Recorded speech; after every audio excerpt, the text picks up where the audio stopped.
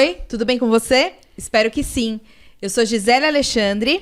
E eu sou Bia Monteiro e você está ouvindo o Manda Notícias. Um podcast que leva informação de qualidade e promove a cultura periférica na Zona Sul de São Paulo.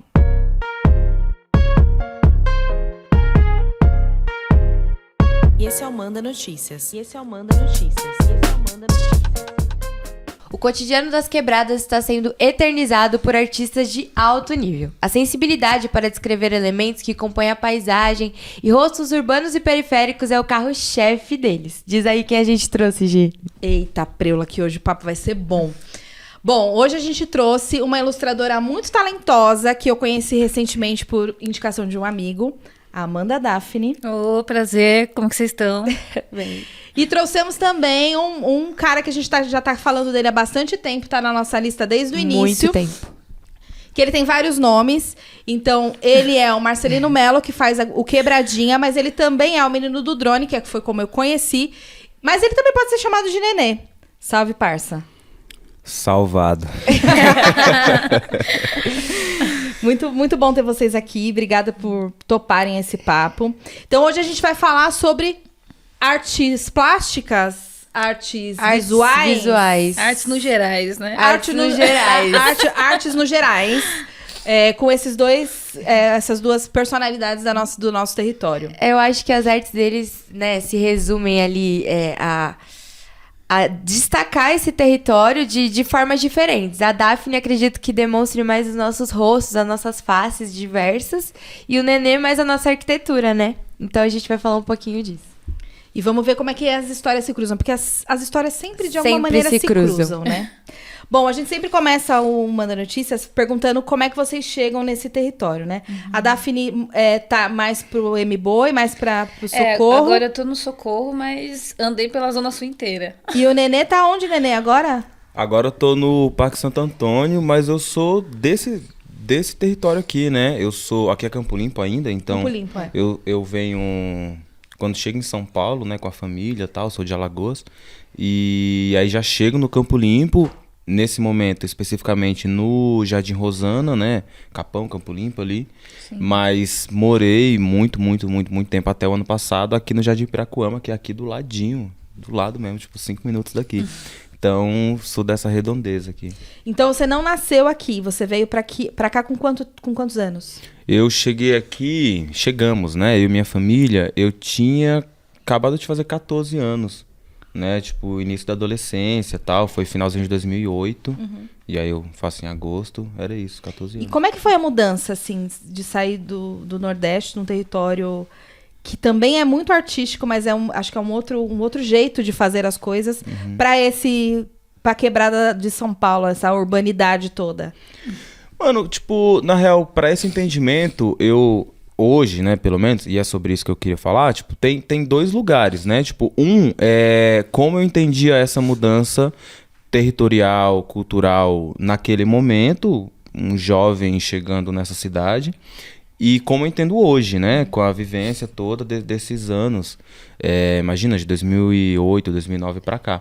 Então, vendo hoje, eu diria que foi uma mudança brusca demais e muito violenta em vários pontos, tá ligado? Mas, pensando no Marcelino, no Nenê de 2008, 2009, era empolgante, né? Nova cidade, novas pessoas, nova cultura, muita violência, né, também. E aí, óbvio que o empolgante não é pra isso, mas que precisa ser citado. Então, tem esses dois momentos, assim, dá pra encarar dessas duas formas, tá ligado? E, Daphne, então você é daqui de São Paulo? Então, eu nasci no Arariba, ali no Ingá, bem aqui próxima, né? E tava até falando aqui antes que eu nasci lá, depois eu fui andando pro Catanduva, morei aqui perto também no meu ensino médio, morei no Campo Limpo, também ali no Pirajussara, do lado da estação Campo Limpo, também tô no Socorro, já fiquei no Grajaú, então é tipo perambulando pela Zona Sul inteira, né? Muito Zona Sul. Né? E catando um pouco da cultura de cada região ali, então a minha arte também tem a ver com isso, né? O que eu fui aprendendo em cada território aqui da Sul e trazendo isso pra arte digital. E aí a gente falou um pouco do território, eu queria saber de como foi pra família de vocês aceitar esse lado artístico. Foi tranquilo? A família aceitou numa boa? Como é que eles entenderam? Porque é sempre difícil, né, ser artista na família.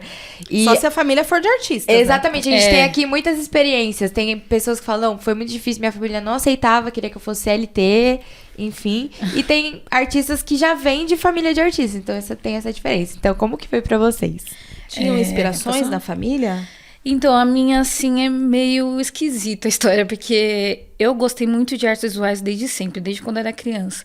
Normalmente, ilustrador sempre fala isso, né? Não, eu me identifico como ilustrador desde sempre. E foi isso que aconteceu comigo. Mas na minha família, ninguém ilustrava, ninguém desenhava nada. Minha mãe fazia uns rabiscos, assim, tipo, florzinha da Parmalat no papel, pra me incentivar a desenhar. Meu pai também nada. Meu tio desenhava bem, só que ele era distante da família. Fui saber isso depois.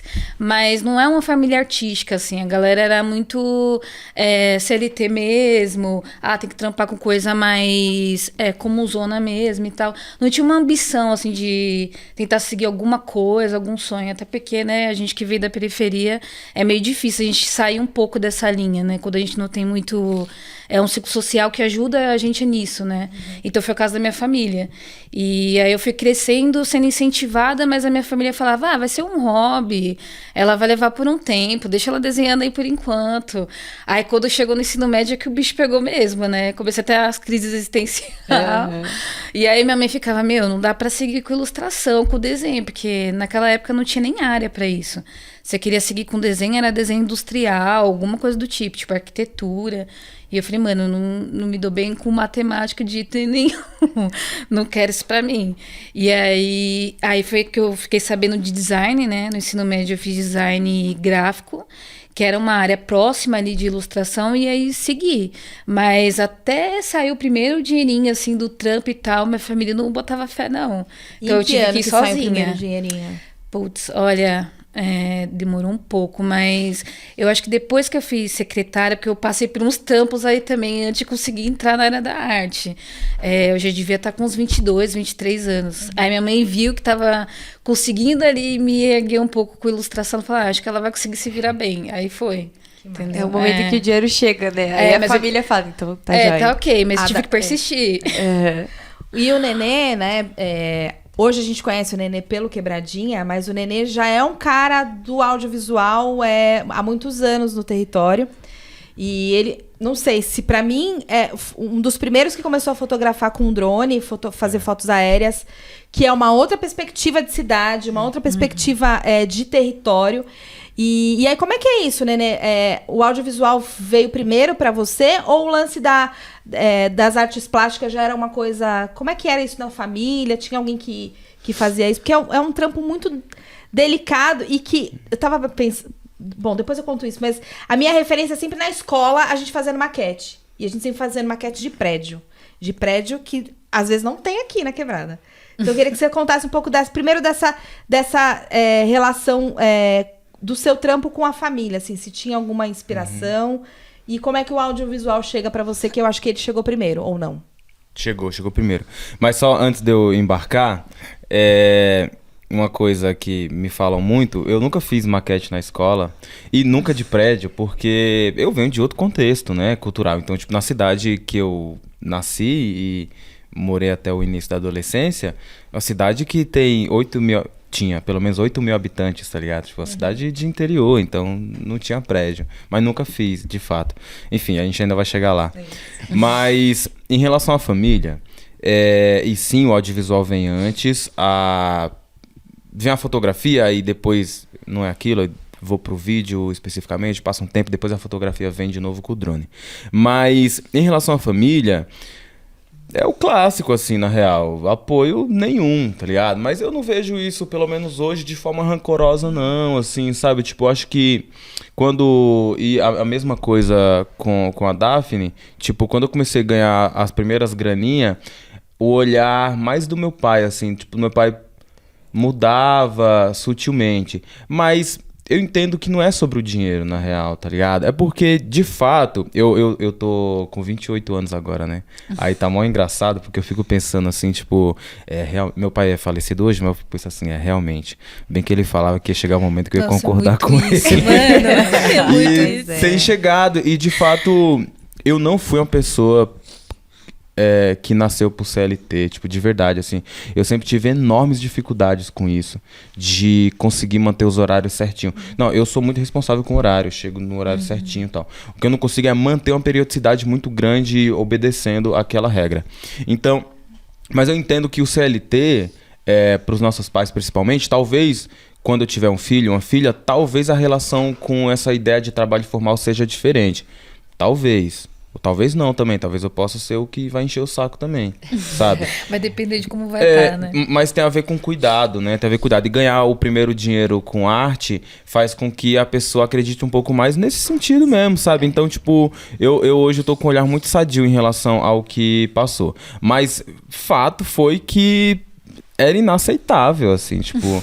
E eu, né, tipo, meu irmão Max, que foi meu sócio, é meu sócio, enfim, a gente é das artes também, eu venho antes ainda sonhando com essa coisa, né, não formal, já antes do meu irmão, por exemplo. Você é mais velho que o Max? Eu sou mais velho que o Max, Sim. 2 anos.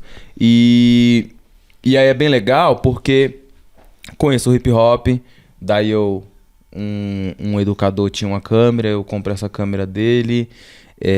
que essa câmera se perdeu, e aí começo estar na imagem, né? Tipo assim, se enxergar na imagem, obviamente não minha, do outro, mas o outro que se parecia comigo. Então, aí surge, enfim, o que hoje deságua no que a gente chama de quebradinha hoje, mas que vem desse rolê. Mas minha mãe, por exemplo, ela nunca apontou tanto, assim, menino, você tá errado, não é isso e tal.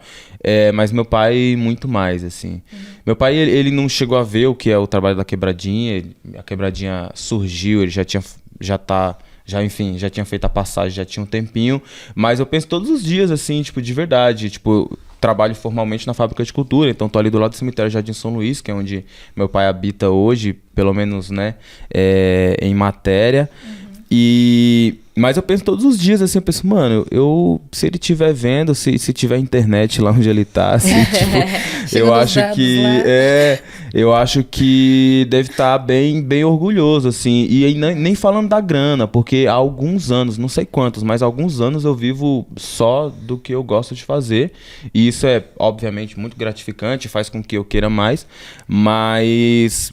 No lugar de falar assim, ó, eu sou um homem adulto que consegue sonhar, realizar os sonhos e se manter. E minimamente até fazer com que outras pessoas sonhem junto também, né?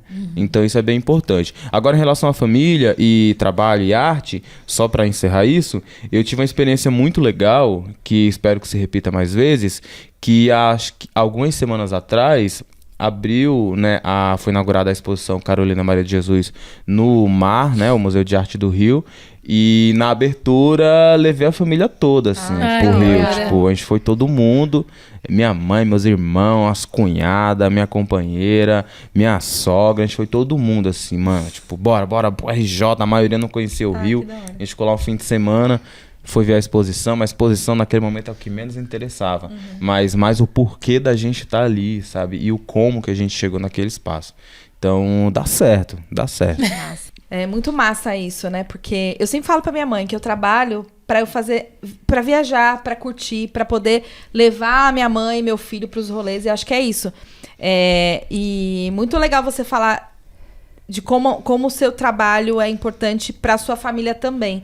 E é muito mais do que dinheiro. É esse reconhecimento, essa valorização e até um outro entendimento, né? Porque eu acho que é isso, Bia. Eu sou mais velha do que todos vocês nessa mesa. Então, posso dizer que, assim, a minha geração, a única alternativa era o CLT. Era um trabalho formal. Sim. Então, também foi uma desconstrução para mim falar, não, eu sou CEO de MEI, eu tenho a minha MEI, eu faço o que eu tiver a fim de fazer. Porque até então o molde de antes, a referência que você tinha era só isso, né? E aí é isso, não é julgar, né, os nossos pais e tal. É pensar que era outra relação com o futuro. E é isso, é a relação que você tem com o futuro, que você nem sabe qual vai ser. Mas é como é que você vai construir o futuro. E aí pensar que vocês estão construindo o futuro a partir da arte que nós estamos, né? Construindo o futuro a partir de trampos que a gente gosta de fazer é muito revolucionário, inovador, é muito foda, né? E eu acredito muito que na próxima geração, na geração do meu filho, dos filhos de vocês, a gente vai ter uma outra perspectiva, assim, sobre o futuro. Sobre como a gente pode viver o futuro e viver o amanhã de uma forma que seja saudável e enriquecedora para o nosso espírito, sabe? Para nossa alma mesmo. Assim. Sim. Não, ter satisfação no que você faz, né? É muito importante, né? Não só ficar no automático no dia a dia. Exatamente. E o Nenê falou desse lance, não é sobre dinheiro. Acho que a partir... É lógico que o dinheiro, pra realidade também, né? Que a gente vem, ele é muito. Conta muito. Mas acho que a partir do momento que a nossa família enxerga a nossa realização no trampo que a gente faz, o brilho é outro, sabe? Sim. Eu falo também pela minha experiência, e acho que a maioria daqui também deve ter tido experiências parecidas. Quando a sua família começa a ver que você tá ali empenhada, porque quando a gente trabalha você com o que a gente gosta, né? Tem um propósito, é muito diferente. Ok, o CLT ali, os benefícios e tal. Só que o propósito é outra coisa. E te dá um brilho diferente com fazer trabalho, com trabalhar, sabe? É muito mais sensível. E aí eu acho que também isso tudo tem a ver, e o Nenê trouxe o lance do hip hop, e a gente tem... Eu tô pirada no movimento hip hop.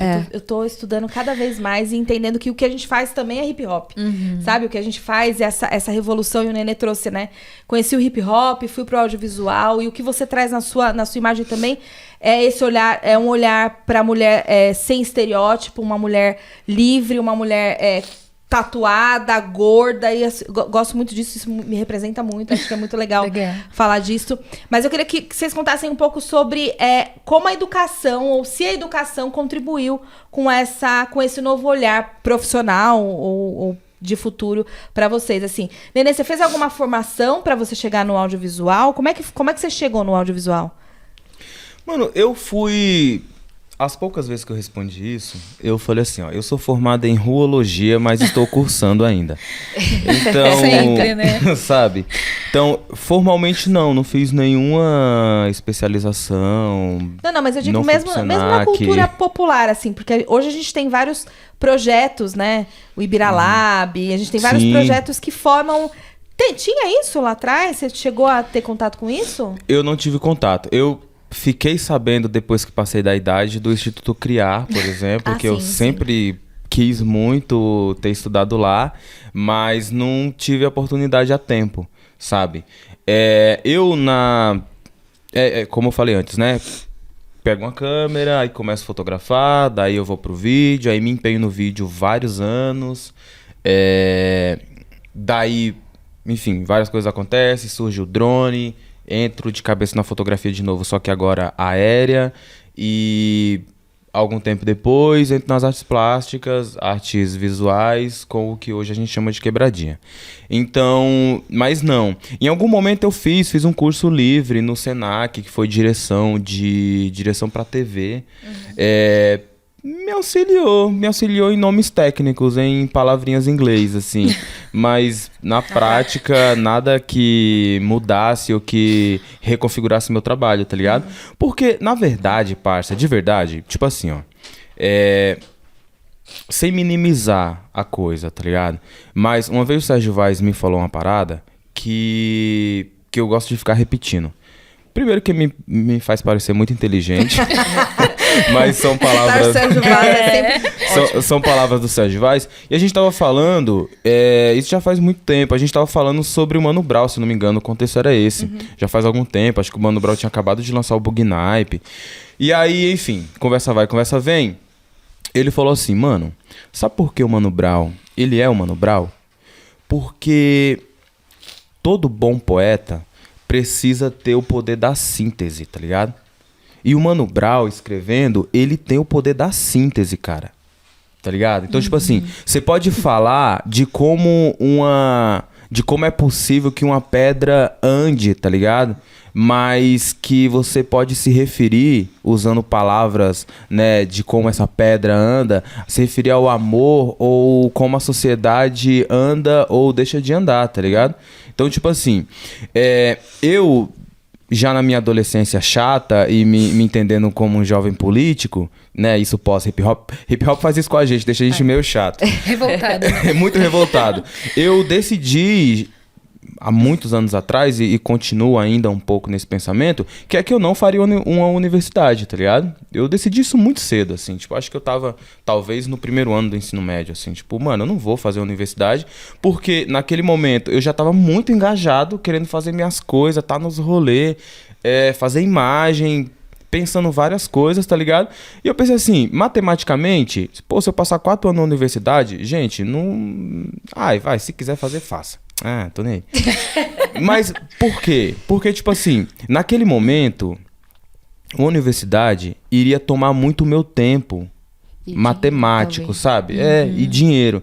Mas o meu tempo matemático mesmo, assim, de falar assim, segunda-feira eu tô, não sei o quê, terça-feira, tá ligado? Durante sei lá quantos anos. Isso me faria estar menos engajado. Naquele momento, na prática. Engessado ali, né? Então eu decidi muito cedo que eu não faria uma universidade.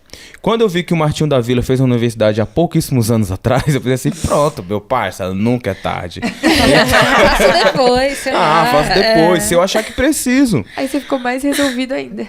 Mano, ultimamente eu tenho pensado assim, cara, será que eu faço alguma coisa de artes visuais? Eu penso assim, não, acho que não é o momento ainda. Não é o momento. Vou fazer em algum momento, mas não é agora. Posso contar um segredo que acho que eu nunca contei aqui? Eu não queria fazer faculdade também. Eu também não queria. Eu era revoltada. Eu era revoltada. É porque também é que a gente é muito artista, né? Então tem esse lance também das áreas que a gente curtir não ter nas grades. E aí o pessoal fica muito enchendo a linguiça, você pagando, gastando um dinheiro que você não pode, tentando ter uma formação ali, mas você tá pagando o diploma. Você não tá pagando pela vivência e pelo conhecimento. Você paga pelo diploma, é exatamente isso. Mas eu acho que trágico, no meu caso era revolta mesmo. Eu era muito revoltada. Eu era uma menina muito revoltada de ser autodidata nas coisas, de querer fazer correria, de querer ganhar dinheiro, porque eu queria ganhar dinheiro, porque meu objetivo era ter um carro, porque eu achava que com um carro eu seria livre. E tipo, isso eu tô falando de 1999, né? Então, que era um outro contexto social e que eu falava, mano, não vou fazer faculdade. Eu fui obrigada a fazer faculdade. Então, assim, eu fiz faculdade, e acho que eu nunca falei isso aqui, porque eu trabalhava numa multinacional, e é isso, fui crescendo na multinacional sem ter universidade, porque eu fazia um trampo direito, enfim. Só que chegou num nível que ele falou, então, pra você ser promovida, você precisa ter faculdade. Então, ou você faz faculdade, ou você vai ficar aí pra sempre. E aí eu tive uma chefe muito... Fátima, I love you. Uma chefe muito da hora que ela falou pra mim, mano, eu pago, a gente paga parte da sua faculdade, faço e tal. Porque pra mim era assim, já que eu não vou acessar uma universidade pública, eu não vou pagar pros boys me ensinar o que eu já sei. Claro. Sabe assim? Imagina. Mas beleza. Não, e aí pensando, né, todo esse lance, volta pra aquele lance do futuro. No futuro, né? E aí minha mãe, precisa fazer uma faculdade, né? Eu já tinha 23 anos quando eu fui fazer faculdade. E é isso. Eu era mais velha da faculdade, sabe? Da minha turma ali. E eu já tava muito certa do que eu queria fazer. Eu já tinha ali o meu corre, né? Muito antes de entrar na faculdade. Inclusive, eu fui resistência, né, na faculdade. Sendo a única que falou, eu sou do Capão Redondo e dane-se vocês. Então... Que ano que foi isso aí? 2000, eu entrei na faculdade em 2005. Pode crer, tem uns dias. Tem uns dias. Mas é isso. Eu tenho 40 anos, né, Nenê? Então, faz as contas. Parabéns, muita gente nem chegou. Parabéns. Mas é isso, assim, era uma outra relação que a gente tinha. Aí eu fui fazer faculdade, fui muito resistência na faculdade, briguei muito na faculdade. Mas, e eu sou dessas também, mano. Eu não acho que a gente precisa ter o diploma. Eu acho que a gente precisa ter o conhecimento. E é um pouco do que eu faço também, né? Tipo, por que hoje eu compartilho o que eu sei? E aí, quem trampa comigo sabe. Porque, mano, é isso. Eu aprendi muito mais o jornalismo na quebrada, estando nos meus corre, do que na faculdade. E eu falo, e acho que quem trabalha comigo sabe que é isso, né? É outra realidade, assim. Então, a relação com a academia, principalmente. Acho que não, nem tanto com a educação, mas com a academia é uma relação status, meio complexa, eu acho que pra quem é periférico. É que são coisas diferentes, né, mano? Tipo assim, conhecimento é uma coisa, academia é outra coisa. Vivência. Assim como espiritualidade é uma coisa e templo é uma outra coisa, tá ligado? Acho que, mano, tem coisas que a gente precisa parar de fazer o sonso, tá ligado? De achar que são as mesmas coisas, mano. E não são. Seguir um roteirinho, né? Sabe? Tipo, e esse roteirinho sempre me cansou muito, assim, tipo... E essa coisa, tipo... honestamente, assim, eu acho, e o meu ranço, assim, com a universidade, é que desconstrói muito do que o ser humano que entra lá, tá ligado? E aí só tem um rancinho. Mas acontecem coisas que eu gosto de ironizar, que é tipo assim... Eu nunca tinha entrado na universidade, assim, nem pra visitar. Tanto que vou fazer o quê lá, né? Mas a primeira vez... Você já foi pra dar aula. Então, pois é, isso que eu ia falar. A primeira vez que eu entrei na USP, por exemplo, que não faz tanto tempo, já foi pra participar de uma atividade e tal, tá ligado? Tipo, depois fui convidado pra dar uma aula de um dia inteiro numa outra universidade, assim. Então, tipo, isso faz ainda mais... Oxi, mano, é ensinar um pedacinho desde que me pague muito bem, tá ligado? Isso aí. E você, Daphne, como é que é a sua relação com... Eu tenho uma relação parecida. Com a educação não necessariamente a formal, mas né? Sim. Então, eu tenho uma relação parecida com vocês com essa questão de a academia, né? Uhum. Também não sou muito fã, mas eu cheguei a fazer faculdade, tô fazendo doutorado agora. Mas também com essa questão do medo, né? Quando eu era nova, eu tinha muito medo desse lance de, tipo, porque a família fica lá, né? Pressionando você.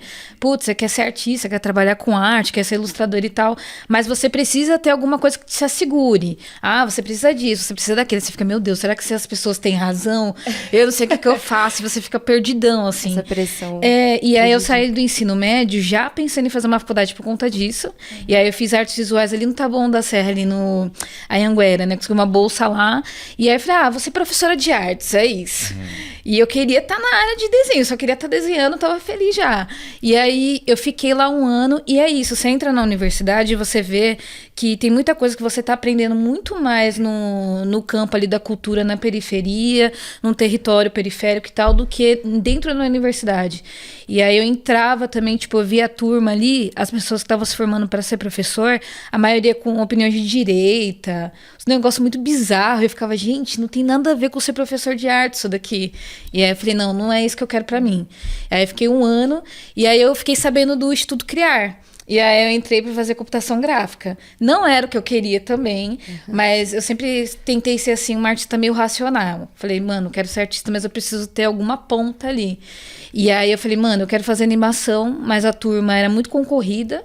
Eu pensei que talvez eu não fosse passar e era a minha última chance. Eu já ia fazer 21 anos e só podia ficar até os 21, né? Aí eu falei, mano, vou fazer computação gráfica, menos concorrido. E tem design no meio. Tinha acabado de fazer design lá na Interlagos. Falei, é isso, vou entrar e enfio o desenho de alguma forma no meio ali.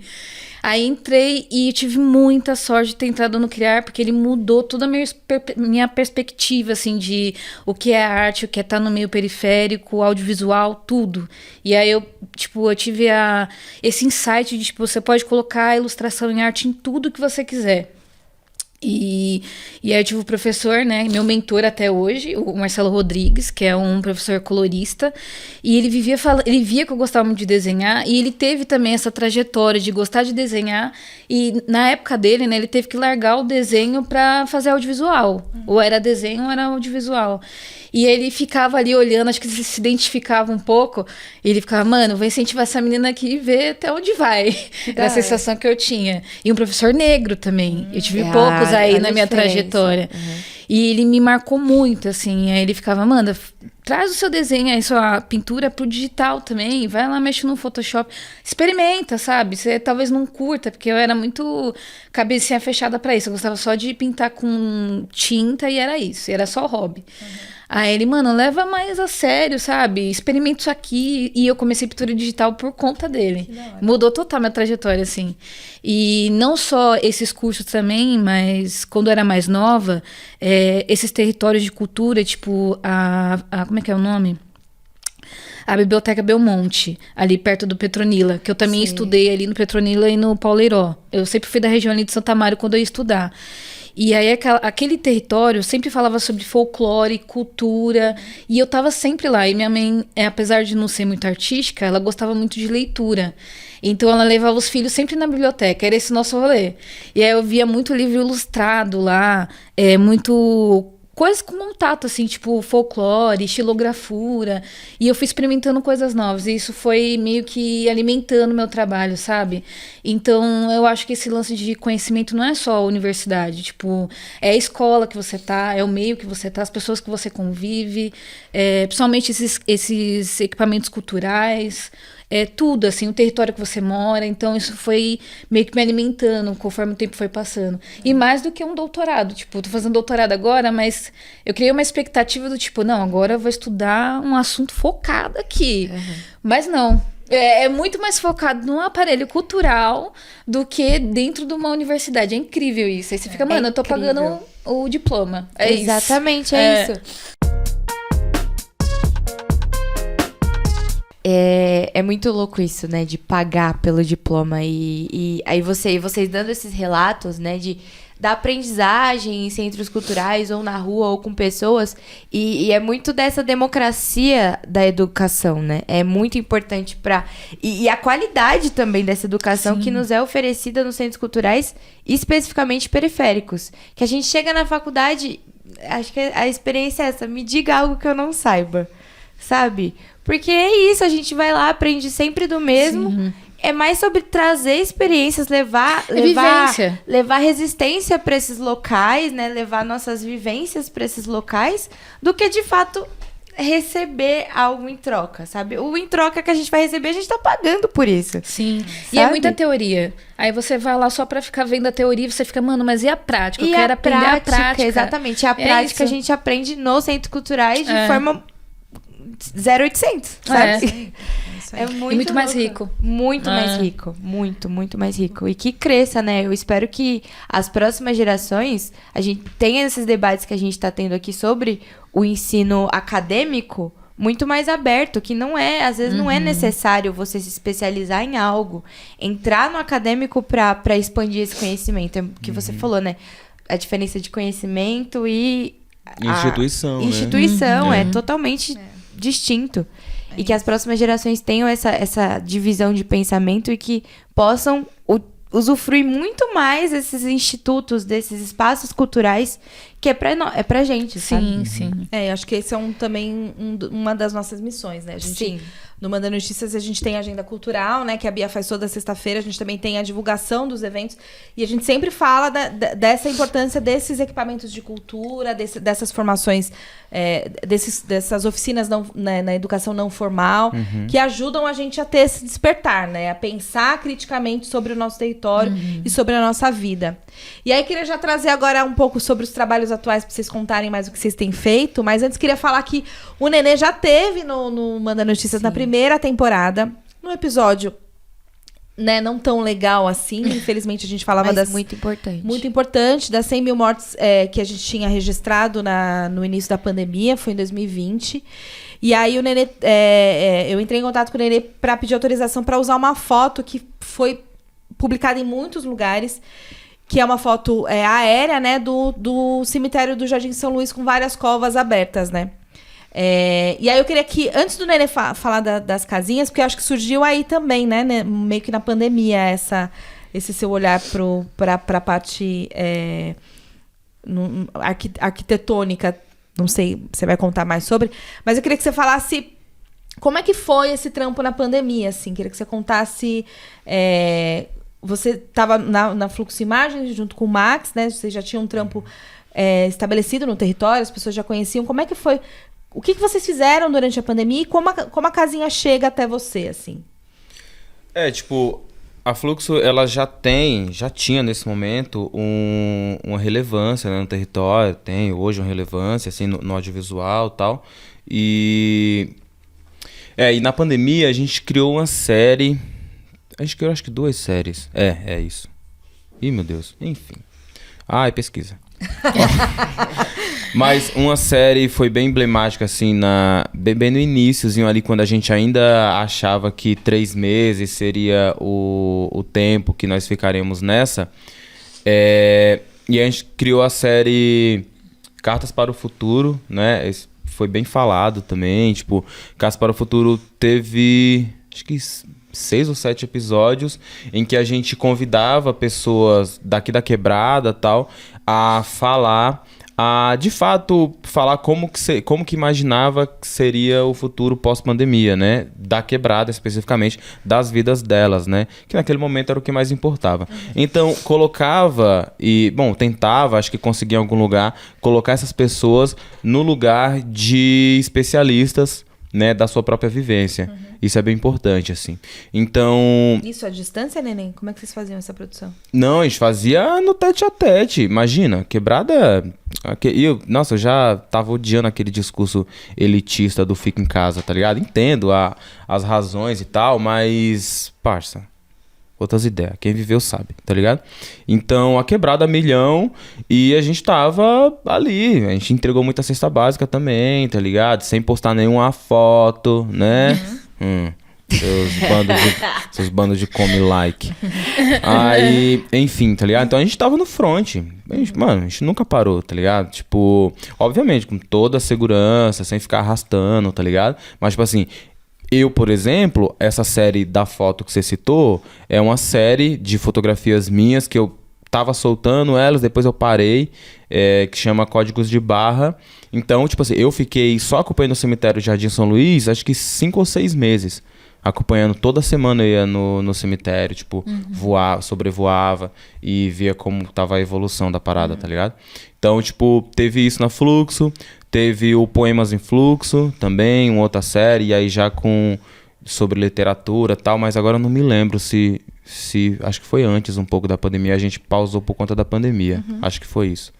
E aí como menino do drone, né, meu trabalho de fotografia aérea, minha pesquisa, que entra o Códigos de Barra, que aí eu faço do cemitério Jardim São Luís, e aí, enfim, resulta em vários registros, várias fotos, alguns vídeos, que foi veiculada pra caramba e tal, e é isso. Mas foi meio tenso, assim, na real, tipo, acompanhar os cemitérios foi uma coisa muito doida. Eu lembro de alguns momentos que eu tava saindo, o Ronaldo do Desenrola tava escrevendo uma matéria sobre... essa minha série Códigos de Barra. Então, ele ficou escrevendo acho que 1 mês o texto, assim, e a gente tava toda hora trocando ideia. Então, eu ia pro cemitério, eu mandava mensagem pra ele, ficava trocando ideia com ele. Então, eu saía do cemitério, eu ficava falando com ele e tal, assim, tipo... Então, essa matéria é um texto bem legal, assim, mano, que... Acho que saiu no Desenrola, depois saiu no Tilt, do UOL, enfim... É esse mesmo texto. É um texto bem, bem completo, porque a gente escreveu... A gente não, né? Ele escreveu, mas a gente tava junto, né? Ali no dia a dia do que foi essa série. Eu queria que você contasse em que momento que surge a ideia da produção das casinhas. Creio que foi na pandemia, né?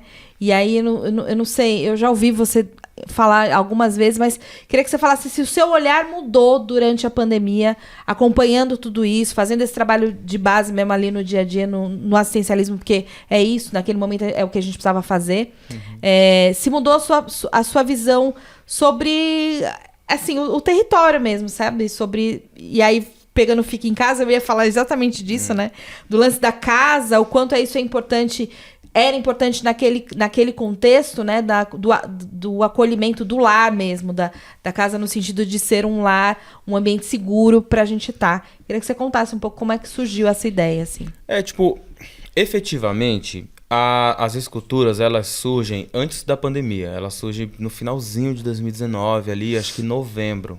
Acho que em novembro surge enfim, vai nascendo a primeira obra, tá ligado? Mas, obviamente, né, com a nossa reclusão, eu tive muito mais tempo pra ficar em casa. Tipo assim, e eu nunca gostei de ficar muito tempo em casa, assim. Eu sempre gostei de ficar perambulando por aí.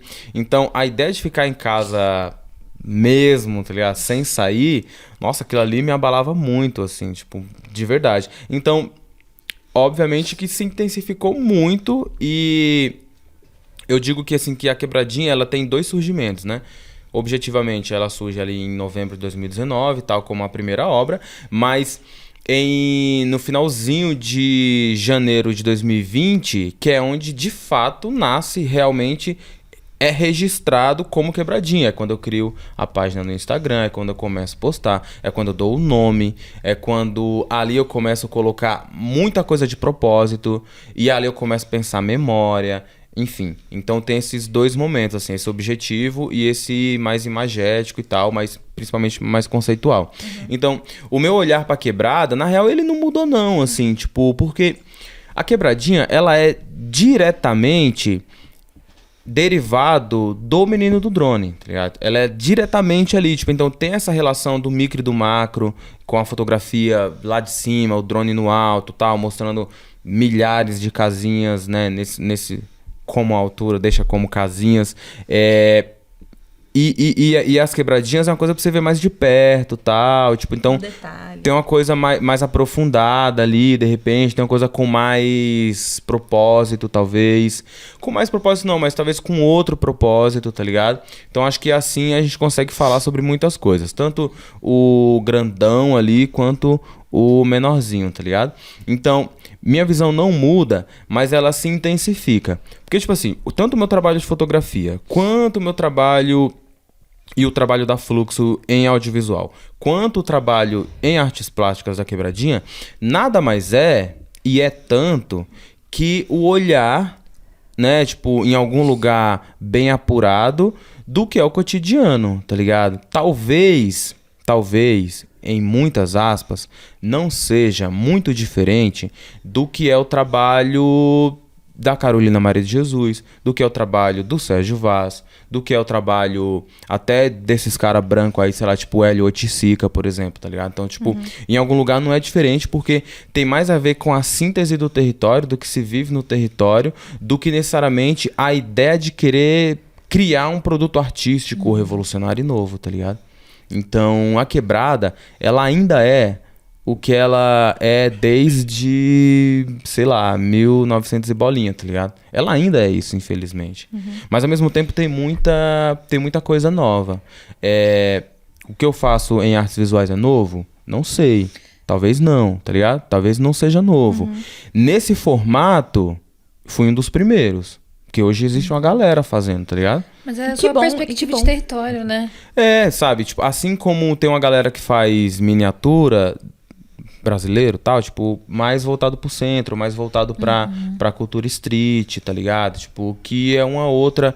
A abordagem talvez seja muito parecida, mas tem outro propósito, tá ligado? Mas uma coisa muito importante de ser dita aqui, que é, esses dias eu tive uma experiência num lugar, enfim, de arte de mercado aí e tal, uma coisa muito conceitual, que uma pessoa que eu admiro muito falou assim, o Neném foi, de fato, a primeira pessoa a fazer esculturas de casinhas com esse realismo, de favela, tá ligado? E eu falei assim, mano, me sinto lisonjeado por você dizer isso. Pra mim, de verdade, pouco importa. Pouco importa mesmo. Fico feliz, porque parece que tem uma galera que sabe mesmo, assim, não, ó, esse cara surgiu e depois outros caras surgiram. Outras pessoas surgiram, tá ligado? Acho isso legal. Mas acho que pouco importa, porque não é sobre ser o primeiro, tá ligado? Nem é sobre ser o único, não é sobre ser inovador. Porque, mano, e aí, só pra contextualizar o que eu digo aqui, o que eu faço é novo, não é novo? É único? Talvez? Não é? Porque, tipo assim, mano, eu sou, assim como nós somos, eu sou a continuação do sonho de alguém, tá ligado? Assim como tem várias pessoas que vão ser a continuação dos meus sonhos. Então, tipo assim, o que eu faço hoje não é novo porque em algum momento, mano, da história, tá ligado? Da linha da humanidade, ou não humano, sei lá. Em algum momento, alguém fez algo assim. Em algum momento, alguém falou exatamente as palavras que eu tô falando, tá ligado? Em algum momento, alguém teve exatamente a mesma fome que eu tô tendo, tá ligado? Então, tipo assim, eu só me coloco nesse lugar porque, assim, às vezes as pessoas têm me colocado num lugar que é, tipo assim, tem um reconhecimento legal hoje, assim, tipo, muita gente conhece, tipo, muita gente conhece mesmo, tá ligado? Cara, em 2 anos, se eu não me engano, eu já participei entre exposições individuais e coletivas, acho que já é a 5ª, tá ligado? E só instituição de renome. Então, e eu nunca mandei um e-mail, eu nunca mandei um WhatsApp pra ninguém na vida, tá ligado? Então, tipo assim, isso é sinal de que o trabalho é bom, e só. O trabalho é bom, e é isso, e é poucas, tá ligado? Mas, ao mesmo tempo, a galera tem me colocado num lugar de revolucionário demais, assim, de, nossa, mano, como você é um pensador, tá ligado? Tipo assim, não, mano, tem uns tiozão aí que nós não conheceu que morreu pra eu estar fazendo esse barato hoje. E eu tô falando morreu, não é no lugar poético, não, é no lugar literal, tá ligado?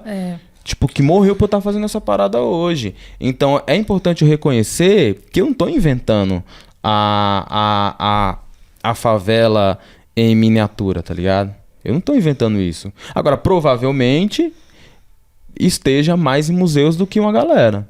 Provavelmente, tá ligado? É muito importante você falar isso. A gente, no programa de formação, né? Eu tenho sempre um olhar muito voltado para território e para ancestralidade. E isso que você traz é esse olhar ancestral, né? De quem veio antes e de quem abriu caminhos para que hoje você fizesse isso. Pode ser que você não seja o primeiro, você não seja o único, você não seja né, o que faz, sei lá, com mais com mais detalhe. Mas você é o que colocou pra gente, aí, Nenê, é isso, né? Não é o lugar do ego, é o lugar de quem nos representa. Eu acho que isso é importante que eu queria te dizer. Você nos representa em lugares muito importantes que a gente nunca chegou. Então, quando você fala que você está em exposições, que você está lá no Rio em exposição, é como se a gente também chegasse lá. Então, quero que você receba esse muito obrigada e parabéns por tudo isso. E principalmente muito obrigada por reconhecer quem veio antes, né? Eu sempre trago isso aqui, a importância da gente reconhecer quem veio antes. A gente tá aqui, mas muita gente veio antes da gente. Muita gente abriu caminho. Muita gente tirou, né? Se sacrificou, né? Galhos ali pra gente conseguir pisar fofo, sabe? Então, é muito, muito legal você falar isso. Acho muito, muito foda. E queria até fazer um recorte aqui. Eu sempre falo que jornalista não é artista, então eu não sou artista, eu sou uma comunicadora que dou visibilidade para quem faz a arte acontecer. E tem muito jornalista que se acha artista, eu acho foda. Mano, vocês não são artista, cara. Dá uma segurada aí. Primeiro recado. E o segundo recado não esqueça de onde vocês vieram. Tem gente que eu tô tentando chamar pra mandar notícias que é daqui que não vem, cara. Mano... Sabe? A gente trouxe o Ferrez e o Ferrez começou já elogiando o podcast, falando... Isso é muito da hora, porque é isso. A gente precisa... não pode se perder da onde a gente veio. E você, com 28 anos, com essa serenidade, com esse olhar sobre o reconhecimento de quem veio antes... Me deixou muito feliz, assim, de verdade, assim, porque eu sou de outra geração e eu quero muito que a gente tenha gerações que reconheçam e valorizem quem veio antes. Tava até falando pro Tony e pro Ronaldo, daqui a pouco a gente vai ser quem veio antes. Você parar pra pensar, eu sou quem veio antes da Bia. E quem veio antes de mim? Tem uma galera que veio antes de mim. Então vamos se valorizar, vamos se reconhecer e vamos entender que é isso. Estamos todo mundo no mesmo corre e vamos valorizar a nossa arte. Vamos valorizar os nossos artistas e reconhecer quem leva a gente para outros espaços. Porque quando o Nenê e o Quebradinha chega no museu, ele tá levando toda a história da Zona Sul para dentro daquele museu. Ele tá levando toda uma representatividade do que é a nossa realidade, que a gente não tinha antes. Então é muito foda o Quebradinha tá onde tá, sabe? O Nenê é muito merecedor. Independente de quem veio antes, quem veio depois, de quem faz... É um merecimento. E aí queria lembrar, Bia... Acho que a gente não colocou isso Não colocamos sim nos stories do Manda, mas, Miller, vamos colocar aqui a imagem. A gente levou os moleques do nosso programa de formação pro Museu da Cidade de São Paulo. E tinha uma obra lá do Nenê, né? Então, incrível. Então, tem a foto aérea de Paraisópolis, do Nenê, e a casinha lá no meio.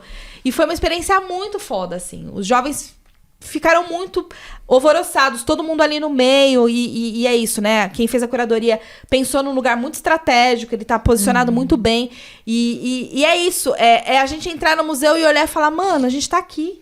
É uma referência, né? Tipo, é muito foda. Uma possibilidade isso, pra quem quer ser artista também. Pro jovem falar, nossa, minha favela tá ali, porra, essa casa parece a da minha avó. Então, eu acho que tem toda essa importância que é para além do artístico, que é a importância da representatividade, de estar ocupando esses espaços. Então, Nenê, você é o cara, mano. Tem uma parada que, tipo, que tem acontecido que é bem legal, assim, mano, nessas aparições, em exposições e tal, nessas instituições, porque, tipo assim, nós não somos o público dessas instituições, tá ligado? E eu nem vou entrar no mérito aqui, tipo, dos donos escravizadores e tal, dessas instituições, tá ligado? Acho que esse é um assunto pra outro momento. Mas, tipo assim, tem acontecido uma coisa bem interessante, que com o Quebradinha, eu tenho muito feedback, né? Tipo, eu respondo tudo que é mensagem lá. Algumas eu acho meio idiota e não respondo. Algumas, saúde mental.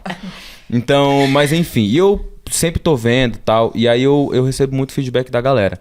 Então, tipo assim, o que aconteceu muito, por exemplo, na exposição da Carolina no Instituto Moreira Salles, em São Paulo, é que eu nunca tinha entrado no Instituto Moreira Salles antes dessa exposição, tá ligado? Enfim. E, mano, obviamente, nós não somos o público-alvo da instituição, tá ligado? Eles estão fazendo um trabalho até bem interessante, assim, e tal, pra manter isso. Mas o que eu quero dizer? Com a exposição da Carolina, o nosso povo frequentou muito aquele espaço. Mas, tipo assim, muito real, tá ligado? Foi a exposição mais visitada, se eu não me engano, do Brasil naquele período. Então, acho que até hoje, assim, sabe? Por onde essa exposição tem passado, pô, é a Carolina também, né? E o nosso povo esteve muito lá.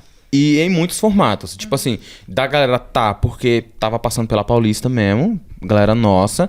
Da galera ir com escolas e com instituições, ou ter tour virtual, tipo, com o educativo dos caras. Então, tipo assim, de fato, o nosso povo esteve presente naquela instituição, naquele período. Então, eu recebi muita mensagem, tanto das pessoas que foram ver, quanto de algumas pessoas que trabalham ou trabalhavam na instituição, tá ligado? De falar assim, mano, muito doido. A galera, no ponto da exposição, é o ponto que a galera fica mais tempo.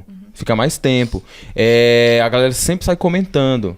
Tipo, porque, né, tipo, um dos acordos é que onde ficaria as minhas obras, ficar sempre uma pessoa da instituição lá, né? Por mais que elas sejam protegidas, mas ela sofre muito assédio, assim, mano. Tipo, muito. Você quer olhar, né? No detalhe. E você quer sentir a textura, enfim. E aí, essas pessoas que ficavam diariamente lá na frente das obras, elas sempre, em alguns momentos, elas me traziam os depoimentos pessoais delas, assim, tipo, mano, a galera sempre fica aqui e tal.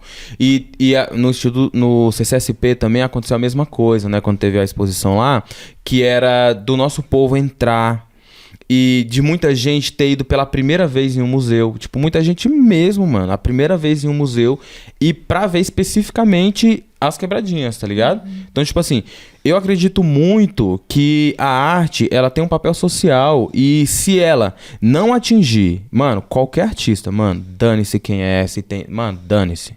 Se não atingir o seu lugar social, é uma arte ruim e poucas ideias. É ruim mesmo, tá ligado? Não presta, não serve. Não tá comunicando, Vai né? pro CLT. Não serve, tá ligado? Porque, parça, eu postei um vídeo esses dias lá, tipo, que eu fiz uma atividade e recebi uma escola numa exposição que tá rolando agora lá na Zona Leste. Que só tem eu de artista. Então, tipo assim, uma molecadinha de uma escola, reuni todos eles em volta de uma obra minha que tem um áudio de uma senhora lá de Carapicuíba, a Dona Teca, contando um pouco das memórias e tal. E aí, é um vídeo que eu gosto muito, assim, tipo, todo mundo, tá? Eu pedi pra todo mundo fechar os olhos e ficar só escutando o que a Dona Teca tinha a dizer. E essa coisa, né? Tipo, a vida, ela reacontece, ela recarrega nesse momento em que o mais velho aprende com o mais novo e o mais novo com o mais velho. Então, tipo assim, pra mim a vida faz sentido nesse momento. E naquele momento foi o que aconteceu. Então, tipo assim, tanto que eu acho que eu postei com um título assim, talvez, que foi, tipo, a arte em seu papel, enfim, em exatidão, tá ligado? A arte ali tá cumprindo seu papel nesse momento. Que ela tá ensinando algo, ela tá deixando algo, tá ligado? Então, tem acontecido isso nas exposições, da galera aí, uma galera que nunca entrou na instituição de arte, tá ligado? E se encontrar naquele espaço e de forma justa, tá ligado? Tipo, modéstia à parte é isso, mano. É de forma justa porque é feito por uma pessoa que vive aquele cotidiano. Sim. Então, porque assim, já estivemos no museu? Já. Há muitos anos atrás. E há muito tempo a gente tá em museus. A gente tem presença em museus. Só que a gente tem presença em outro contexto, tá ligado? A gente tem presença em museu num contexto que eu, sinceramente, não gosto. Sabe? Mas a gente tá. Então, o que a Quebradinha tem conseguido fazer pra sociedade nesse momento é mudar um pouco essa chave. Tipo assim, a gente tá aqui, mas a gente tá num lugar de admiração, não num lugar de safari, tá ligado? A gente tá num lugar justo agora. Parece que tá equilibrado. Não tá, mas parece, tá ligado? Estamos chegando lá. Eu ia falar Você falou, né, que as pessoas acham revolucionário, falam que você é o primeiro, e é por ter esse contato, né, de você falou do reconhecimento. É muito louco, porque esse reconhecimento a gente já tem com nossos ancestrais, sabe? Essa informação chegou na gente pela vivência, de estar ali aprendendo com pessoas que morreram pra gente conseguir fazer esse trampo hoje. E aí, quando chega em pessoas que não têm contato com essa realidade, ali a miniatura é a primeira vez que a pessoa tá vendo uma favela, sabe? Então é a primeira vez que a pessoa tá vendo uma quebrada. E ele fala, meu Deus, que coisa louca, sabe? Nossa, e aí é um contato totalmente diferente do que é com o nosso. Mas é muito da hora que você tem esse reconhecimento.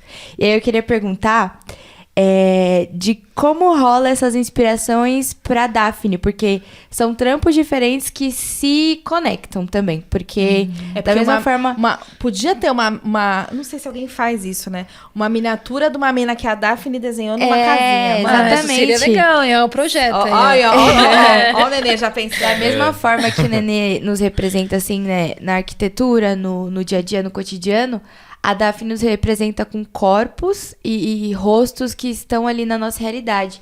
E não só corpos do nosso dia a dia, você fala muito também de cultura pop, música, você falou do folclore, isso é lindo, sabe? Coisas que a gente... Então fala um pouquinho das suas inspirações e como que você achou importante colocar essa arte no mundo. É que é uma historinha, né? É porque assim, representar o corpo dessas mulheres negras, principalmente, né, indígenas, indianas, eu gosto muito de falar de povos diferentes. Foi muito da minha trajetória, porque quando eu era nova, eu já sabia que era negra, né, óbvio, só que você sempre fica naquela validação do outro. Tipo, será que sou negra mesmo? Porque você fica ouvindo, você é moreninha, você é clara, você é isso, você é aquilo. Na família também tinha algumas violências com essa questão de aparência e raça e tudo mais. E aí foi um lugar ali meio, tipo, putz, aonde eu me encaixo nisso daqui? E aí, quando eu fui me tornando não, né? Fui tendo consciência sobre ser mulher negra, o meu trabalho mudou. Porque eu fazia muito Mulheres Azul, acho que pra fugir. Até hoje eu não entendo de onde vem essas Mulheres Azul. E aí eu fico pensando, a gente fazer uma coisa meio diferente, abstrata ali e tal. E acho que era isso, né? Eu tava representando a minha confusão ali. E aí, quando eu me dei conta, eu falei, mano, não, tá totalmente errado esse trampo aqui, eu vou mudar. E eu preciso representar o que eu tô aprendendo aqui. E nessa época eu tava muito nessa vivência com a aldeia, porque eu amo demais, de paixão. E tenho descendência também. Então, eu fui pegando um pouco das descobertas ali da minha família, da questão negra e tudo mais, da onde que a gente veio, e eu ficava nisso. E também acho muito legal esse lance da descoberta da árvore genealógica na família. E como a gente é negro, né, fica muito difícil a construção disso. E pra mim era importante. Então eu ficava pensando, mano, que mistura louca que é esse Brasilzão, sabe? Minha família e tal. E aí eu ficava pensando, mano, tem que representar isso nos meus desenhos. E aí cada descoberta eu colocava isso nas ilustrações. Então é que nem eu era do audiovisual, né? Eu fiz o Criar. E aí eu precisava fazer documentários e tal, que eu curtia também. Então eu fui lá pro Pico do Jaraguá, ter vivência com a galera Guarani. Fiquei lá por 6 meses, indo todos os dias, final de semana. Então foi uma vivência do caramba, assim, pra mim. Comecei a descobrir algumas raízes da minha família. Tipo, como que eu posso falar?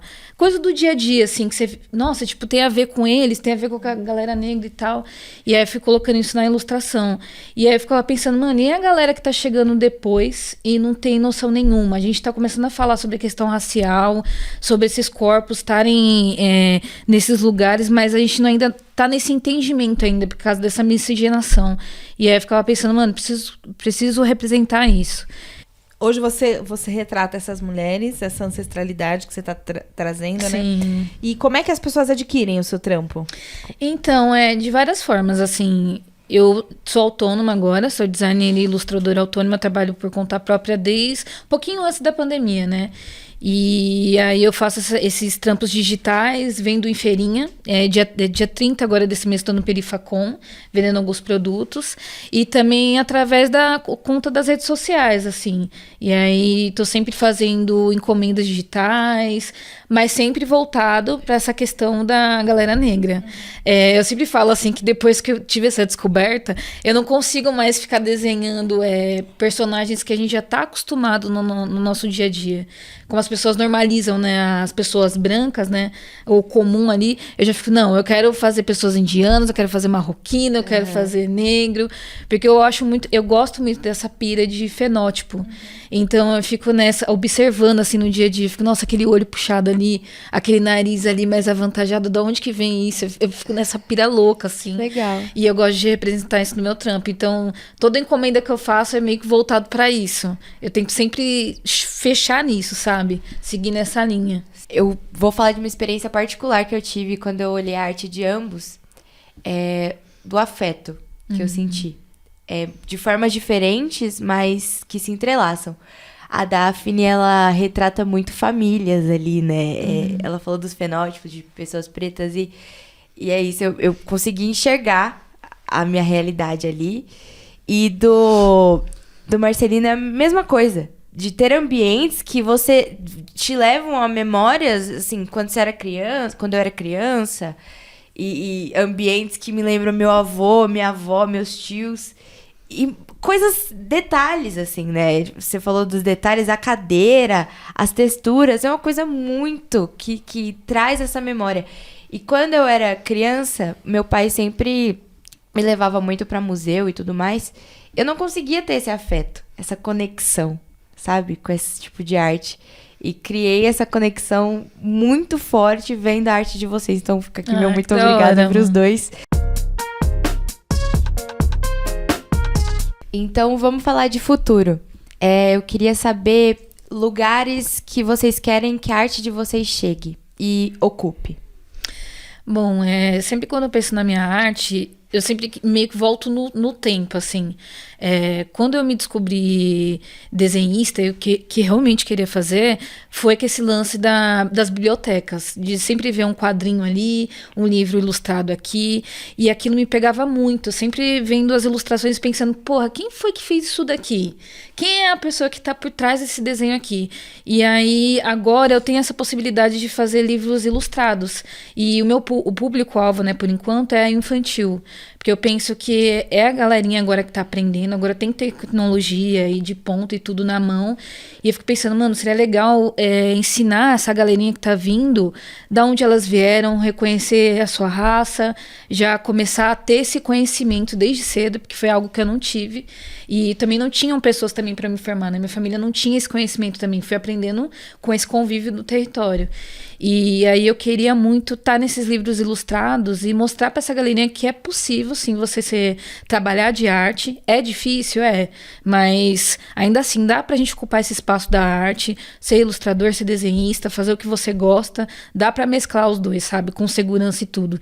E é isso, tipo, é que nem essas referências que a gente vê no dia a dia, que nem o Ricardo Negro, não sei se vocês conhecem, do Grajaú. Quando eu vim pro Graja, ele foi a minha primeira referência de que era possível, sim, ser ilustrador, viver de ilustração, tá em galeria, tá fazendo pintura, tá fazendo arte digital.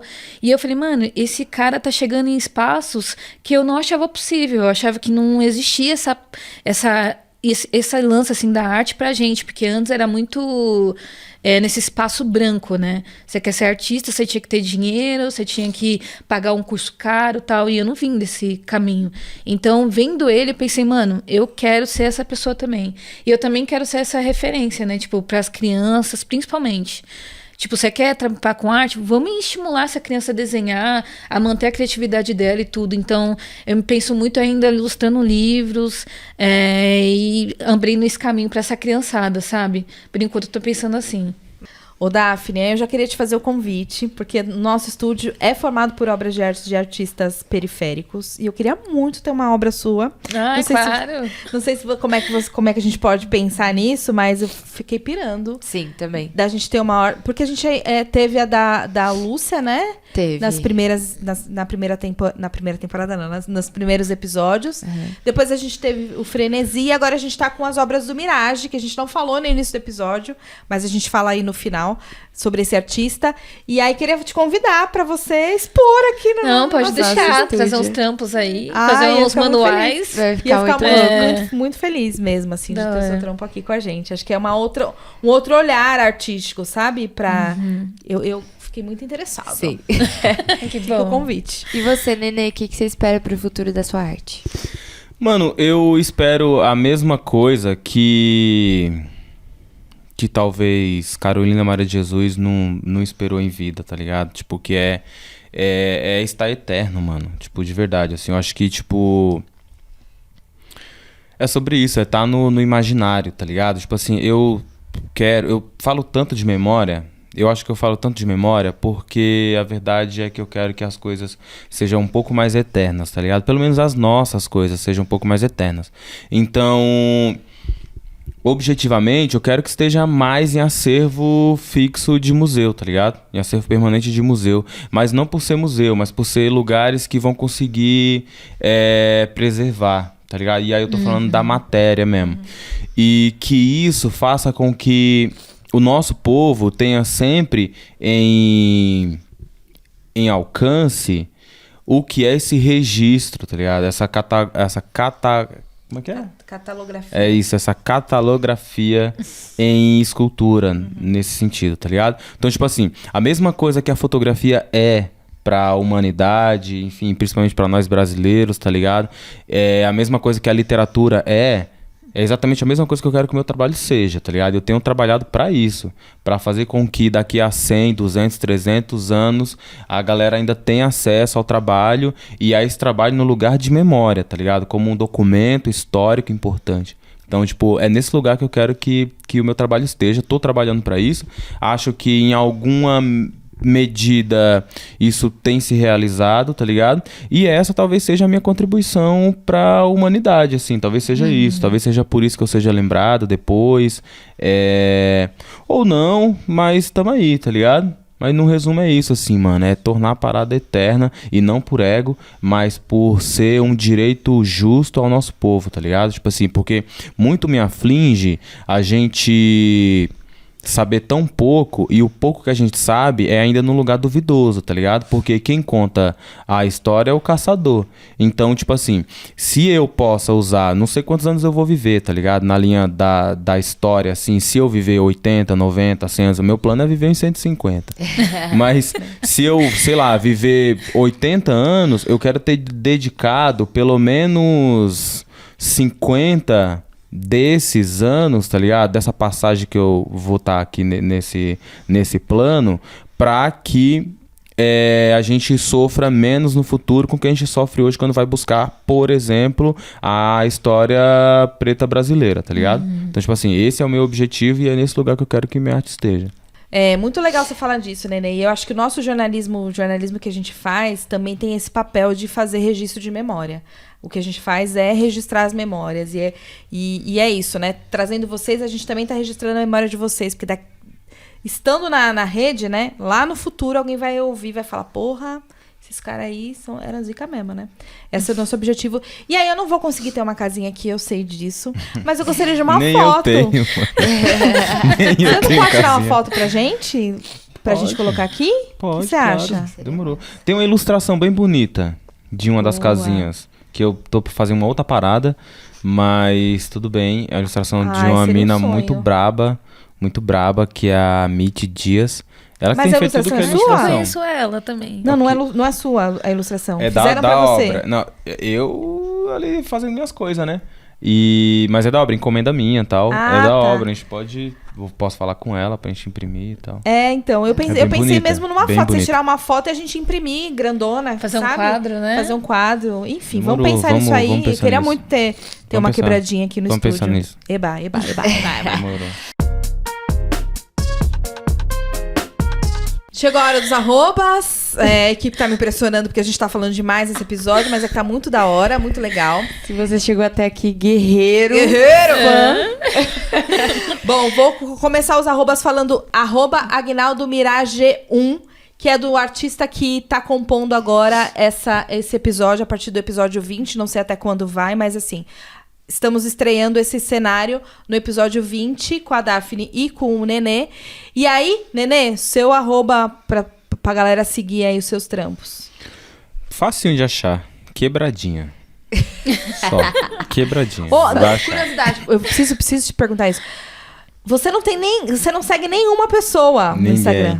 Que Mas você chique. já seguiu alguém alguma vez? Mano, Nunca o Léo segui. Brito me falou que você nunca seguiu ninguém. Nunca segui nem a mim. Você no abriu o outro Instagram perfil. e tipo, pá! Mano, Mano, eu sou criei ao o contrário, eu bagulho, saio o bagulho seguindo foi. Deus e o mundo e depois eu tenho que fazer a limpa. gente, a gente precisa pegar estratégias de... Ah, parça, vamos trocar ideia no mídia. off. Mano, como assim? Ou quando eu conheci... Eu briguei com o Léo Brito, falei, não é possível, Léo, ele nunca...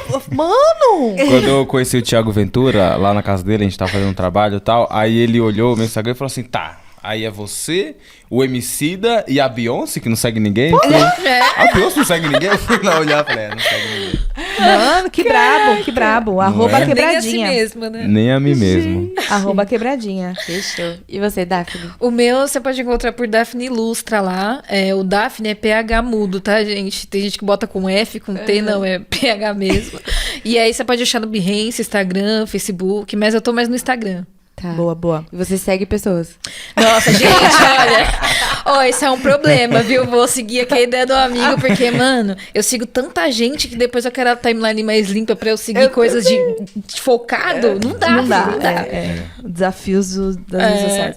Bom, o meu, vocês já sabem, @alexandre.oficial.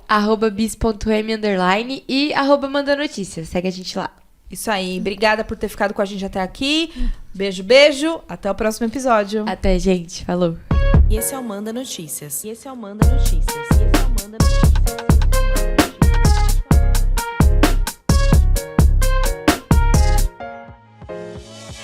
Essa temporada tem produção da Pauta Periférica em parceria com a Dois Neguinho Filmes. A direção de audiovisual é de Miller Silva. Produção de Robson Santos e Caroline Lopes. A apresentação de Gisele Alexandre e Bia Monteiro. O projeto Manda Cultura foi contemplado pela 7ª edição do Programa de Fomento à Cultura da Periferia da cidade de São Paulo, da Secretaria Municipal de Cultura.